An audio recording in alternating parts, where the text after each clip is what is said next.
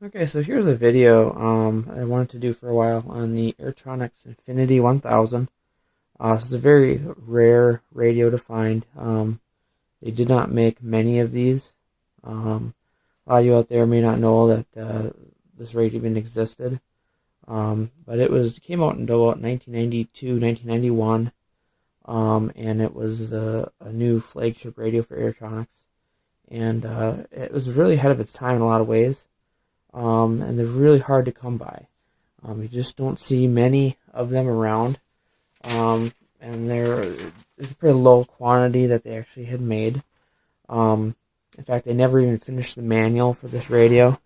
As you see here, I have a copy of the manual, and it's just a printed form. The manual's all printed out, and it's not even completed. In fact, in the back here, they were working on the glider setup, and actually ended at the beginning of a sentence. And so I don't know if they ever actually had a fully complete manual or not. My understanding is all they had were these printed out paper manuals available for it when the radios were sold. So they never had a fully polished manual for these radios, which is kind of unusual. I'll kind of go over some of the things about the radio that are interesting cosmetically. If you look at the radio, it is a pretty, for the vintage, it's a pretty sleek radio design. Most radios back in the day looked more like this. They were just a box, and really square corners, really 80s styling, early 90s styling. So this was really breaking the mold to have all the contours. It was kind of futuristic, I guess you could say. And it was a big change in ergonomics. Other things about the radio that are interesting, it has a touch screen, and this little door flips down, and that's your touch screen display. And it was the first radio, I believe, to have a touch screen. And they called it a super twist screen. It's kind of interesting. In their advertisements for this, they call it a super twist touchscreen. I don't know what that refers to as far as super twist, but that's how they advertised it. Also has a antenna storage on the side here, because this is a 72 megahertz radio. This screws right in the top of it here. And this also swiveled, so it gave you the option to swivel the antenna.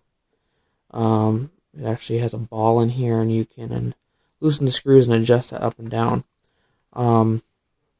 It also has, if you notice, interesting enough, is a kickstand on the back.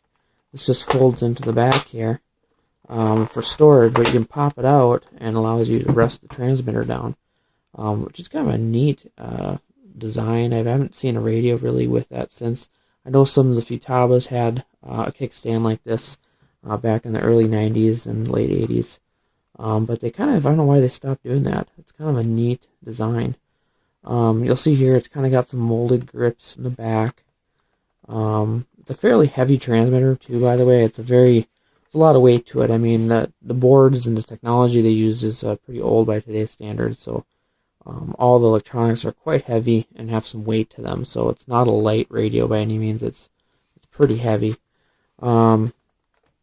It's got a stand. It's got a plug-in module here in the back, which is removable. I'm not going to take it out right now. And they had a multi-port here for the trainer. Also, there's a tachometer that this radio had. It would plug into here, and it reads out on the display. They also had a voltmeter. You could plug it into your plane and read your voltage on board. It was kind of a multi-purpose socket here. There's like a DIN connector. The other neat thing about this radio that's very unique to this is the battery is modular. It's like a cassette. And once again, a very good design.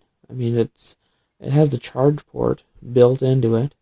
So you could charge these separate from the radio, and you could, have a few of these on hand and then snap them in. And it was the only radio during that time to have something like this. In fact, nothing really came out like this until about 12 years later. Some of the Futaba radios used a Sony Handycam video type battery on the radio. So, but just kind of, really think outside the box here, and just slid in the bottom here, and that was the battery. So, kind of, once again, design-wise, unlike anything else, in a lot of different ways. It just offered a lot of different things. The sides have sliders here. They're kind of a unique design too. They're not in the back, like a lot of radios. They're on the side, and they just are vertical up and down. They're smooth, and they're easily reached. It also has these soft switches you see up here, and very different design. Never seen other radios with this type of switch before. So it's really unique to this radio as well. Two-way momentary switch up here, which is also very unique to this radio, is having a two-position momentary switch. You'll see a lot of radios with momentary switches, but they're always a one-position. This has a three-position momentary, or I guess a two-position. So that's really unique because it allows you basically two switches or buttons in one. And then it's got the switches, toggles here, 3 positions and 2s. Yeah, it's really, other thing to note too is everything's black on here. These toggles are black. The stick ends are blacked out. The antenna's blacked out. So this kind of had like that black look. It's kind of in style nowadays, I guess. It's in style with the Spectrum DX9 Black Edition and the Spectrum Stealth DX18. Where everything's all blacked out. So, I mean, I guess this is kind of still in style today as far as everybody wants everything black. So, kind of a cool look, and it was something that was unique about the radio, I suppose, for back then. It looked a lot different. So, let's see here. I'm trying to think of some other things I guess I can point out with it. I've done a 2.4 conversion on it using an AnyLink module. That just plugs into the trainer port right here through the socket, and I can just Velcro that on here now, and I can fly using one of the Tactic AnyLink receivers. And that's nice because it kind of puts the radio back in use for me. And these are just cheap receivers, and that's they're full range. So this is the old receiver. This is actually an Infinity receiver. Bring it up to light here. Dual conversion narrowband receiver for Infinity 1000. So this is the receiver that typically came with this radio. They did make a synthesized receiver. This one has a fixed channel. There's a crystal on the side here, so you can zoom in. There's a crystal on the side on this one. So it was just would run on one channel. But this was a true 10-channel radio.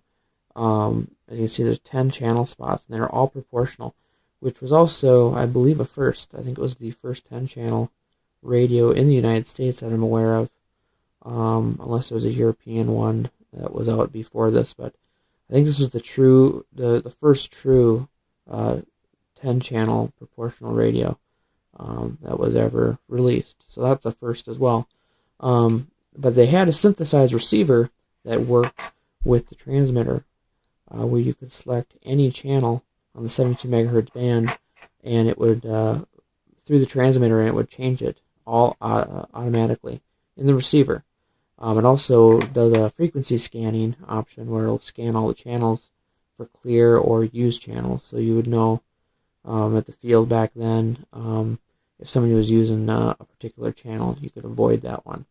So that was a very advanced feature too on this, and I think a first as well. Like I said, the radio itself was really ahead of its time, and I don't know why it wasn't more popular or successful. I think it was just expensive, probably expensive to make too, because they had a lot of custom, a company helped do the custom firmware on this, and it also had a 16-bit microprocessor in this radio, which is, I think Nintendo back then only had 8. It was an 8-bit, so it was, pretty high tech back then to have a 16-bit processor in here.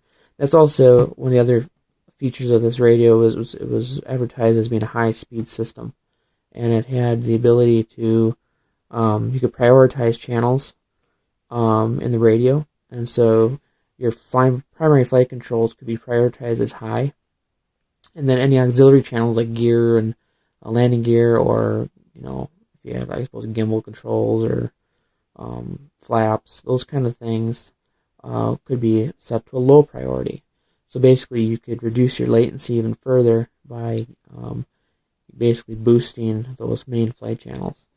And so I think it's supposed to be about an 18 millisecond system running on PCM, similar to the Stylus radio. That was an 18 millisecond PCM system. In fact, this one could have possibly been faster.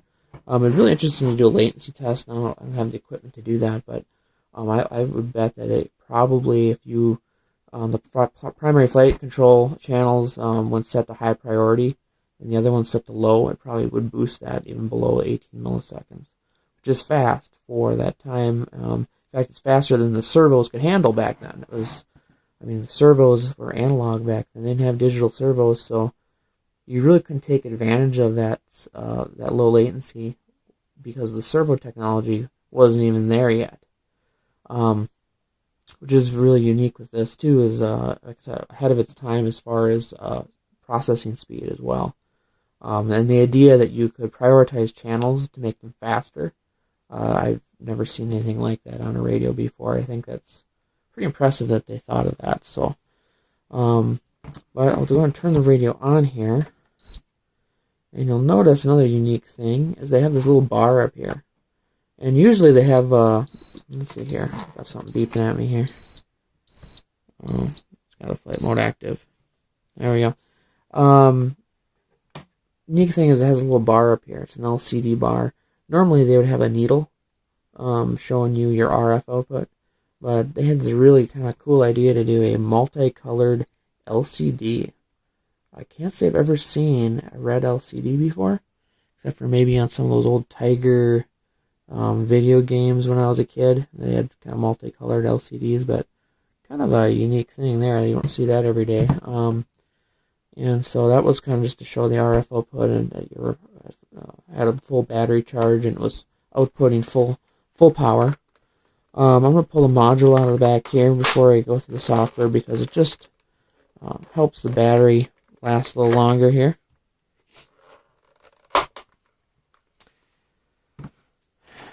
So on the software, go through some of these menus here. I'm going to go ahead and zoom in a little bit so you can kind of see the screen. So go ahead and turn this on. Get this out of the light here.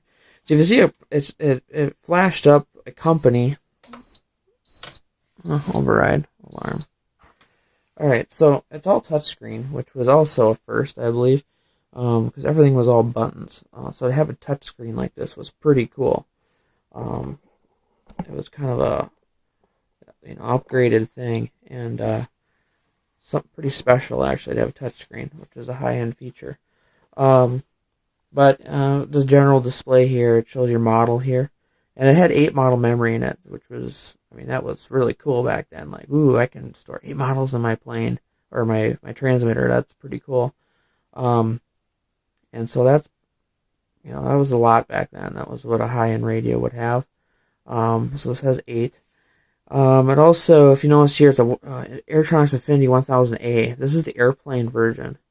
They made dedicated transmitters for helicopter, and then they made a dedicated one for fixed wing, for airplanes and gliders. This is the airplane version. The helicopter version was same hardware-wise, but it just had the different software specific to helicopters. Shows transmitter voltage and receiver voltage. Now this would show up with the voltage sensor that would plug into that multi-port in the back, and you'd plug that into your plane to check your voltage before you take off. Make sure your flight pack is has at least 5 volts in it. So basically, it saved an extra piece of gear to have to carry with you. It also has the tack function, and in here you could select how many blades you had, all the way up to, I believe it was 5 or 6 blades. And you plug the tack into the back. and then it would give you a live RPM reading out here on the screen. So you could check your engine settings and tune your engine before flight right on the transmitter. So that was pretty cool back then. Timer. Here's where you set your timer. You can increase, decrease these, and you can start and stop it on the screen. Do your countdown, etc. And you can reset it. By the way, the touch screen on this works really well, and for being a radio that's 92. Boy, how old is that now? Geez, 24 years old almost now. A 24-year-old radio, the touchscreen still works flawlessly. All the buttons and all the points on the screen work, which I think is pretty, kind of indicates that this touchscreen is a pretty high quality one. Because I know of plenty of other radio manufacturers that have screens that go bad. Even on some of the JR radios from the late 90s, they've had to be replaced, usually at some point. So the fact that this one still works so well is awesome, because it makes the radio usable. Contrast, edit, save. This is just the contrast for the brightness of your screen. I don't know why they put that on the home screen. The menu layout doesn't flow super well in this radio, and that's one thing people said about it was, obviously the manual wasn't completed, but there's a lot of menus and sub-menus in here. So sometimes you have to go pretty deep in the software to find your adjustments. And that can be kind of a pain sometimes, because you spend all this time digging through to find certain features and things. So I'm going to edit save function. And the first thing I want to show is the aircraft configuration. And this is kind of a first too. When you start up a new model, you go to the initialize screen. And in here, you see templates. Now, templates are something that hasn't been put on radios till late 90s, early 2000s. So this is the first radio that actually had templates like this. Outside of just a flap-on or a V-tail. But actually, you assign it and tell it what you have. 2 aileron, 1 flap, 1 elevator, 1 rudder. And you can go through here to some pretty complex setups. 4 aileron, 1 flap, 1 elevator, 1 rudder. 4 aileron, 2 flap. 2 aileron, 1 flap. It gets kind of crazy. I mean, you got 4 aileron, 2 flap. Elevator, 2 rudders. It's just impressive to see all these different options on here. You have 2 rudder, 2 throttle, so for twin engine planes. You got 2 aileron, 2 flap, 2 elevator, 2 throttle, and 1 rudder. So it's just really, kind of interesting that they put this on here. They were really thinking ahead. And other manufacturers didn't even think to do templates like this until much later. And now, if you get a Spectrum radio or a Jetty radio, or even the new Futaba, there's a template page where you can tell it what kind of a channel setup you have, an airplane setup you have. That's exactly what this does, and it's really neat that they did that. In my opinion, way ahead of its time once again, because nobody else did this till years later. So I'm just going to select this one here and hit the enter button, and it's going to initialize it. So it reset the whole model memory. I'm going to back out. And the other thing here, program channel, is this radio was completely programmable as far as what your channels were. Instead of having the Futaba, aileron, elevator, throttle, rudder, or JR had their throttle, elevator, aileron, rudder, and Airtronics had their rendition of it, you could reprogram this. So this is kind of an open source style programming where you can plug your servos in your receiver and then tell which output or input on the receiver would correlate to your channel. So you can change these things around. If I want channel 1 to be elevator, I can do that, or aileron. I can go through and I can switch these. And then it also shows your servo reversing, and here's that priority function. So if I set it to low, my flap channel will it'll reduce the transmit speed for that channel, so that it can increase for the for the primary flight channels. So if you turn all your auxiliaries to low, you'll cut your latency down even further, which is just unbelievable that they thought like that. It even has variable pitch prop options, and you can select anything as your channel. It's just awesome. Even aileron sticks, like analog inputs, goes beyond just the channels. You can assign anything you want, even the trim levers. So it's basically like an open source programming where you can select anything on the radio to control anything you want, and in any order that you want. You can even have a compensation mixer via control. So you can do some really crazy and advanced programming with this radio. There's really not much you could not fly with this or set up with this radio, because it is just so intuitive as far as flexibility wise. It's extremely powerful. Kind of a unique thing I wanted to show, and it's all for all 10 channels. Like I said, all 10 channels are proportional. Let's see, what's another thing? Channel assignment, delays, is a variable pitch, propeller, threshold, and here's another feature, alternates. Alternate functions these are the most powerful functions that have really ever been made for an RC radio.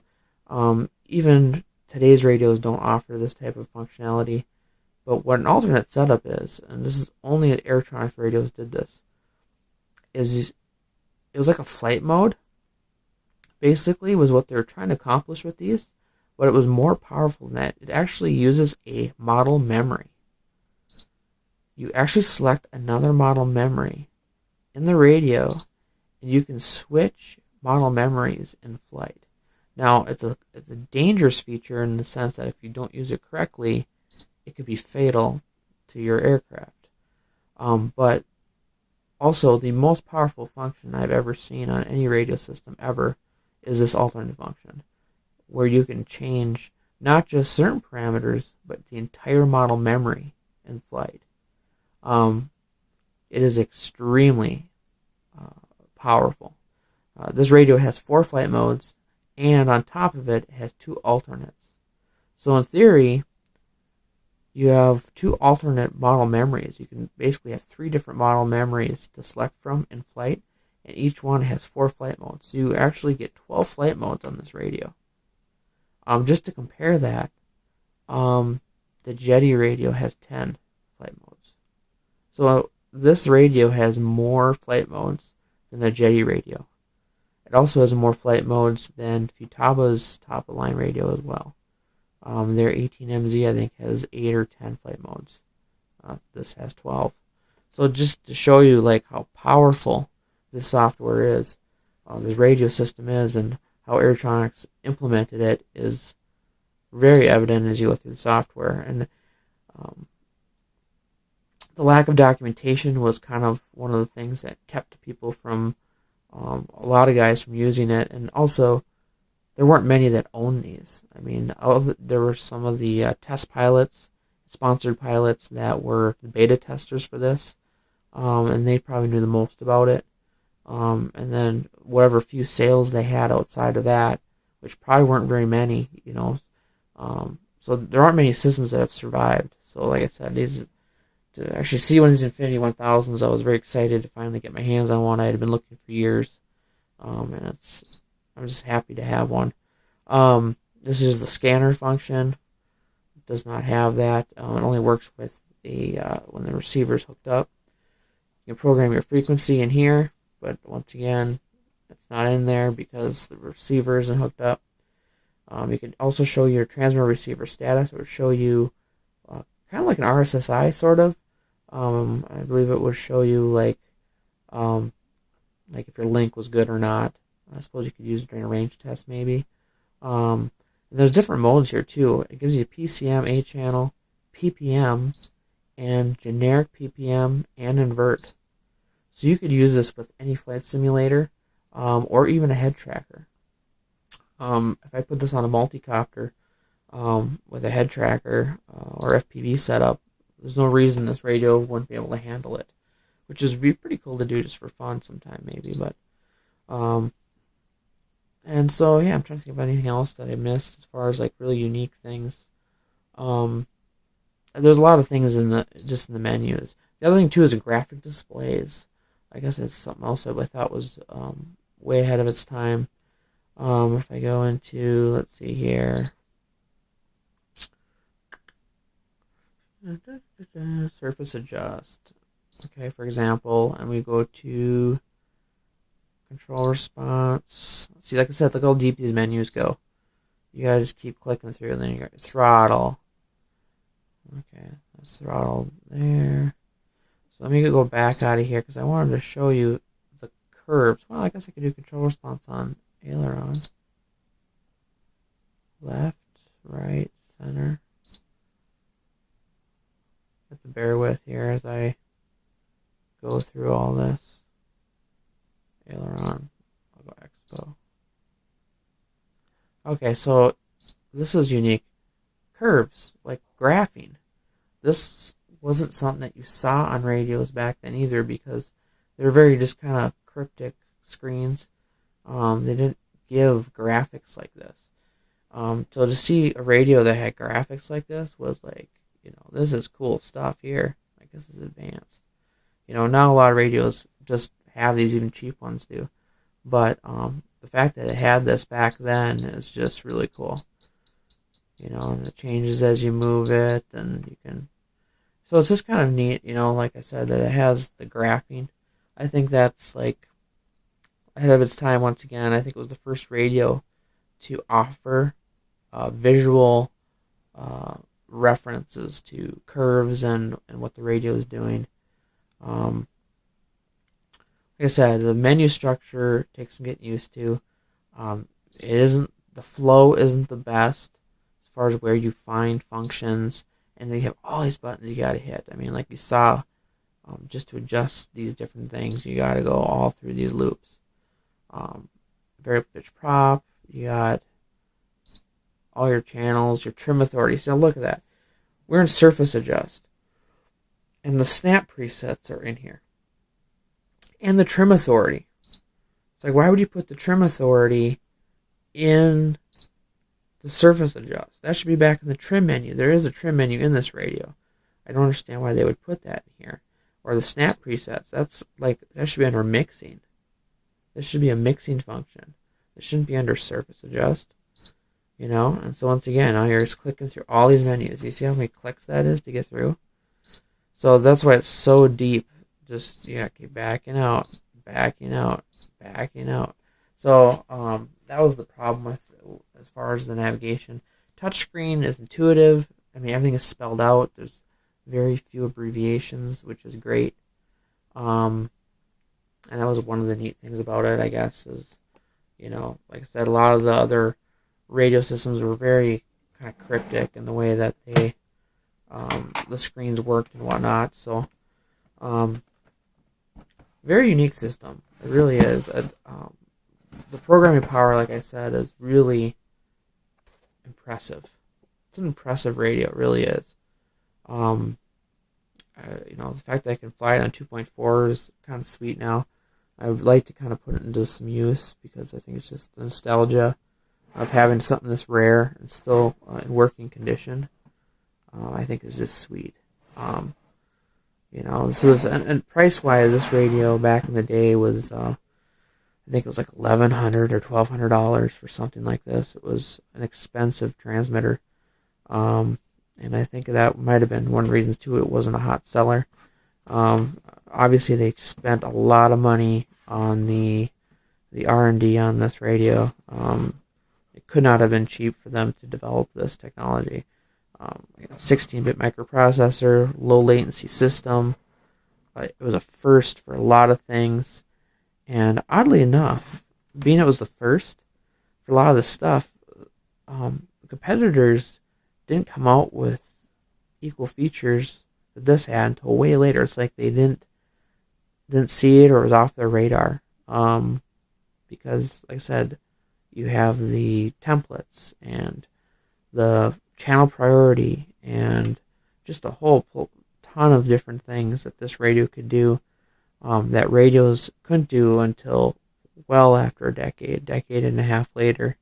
And even still to this day, some of the stuff it can do, it's very close to a open source like a Tyrannus in some ways, because of the way you can program everything in this radio and make it do any type of configuration or channel input or output. It's very powerful.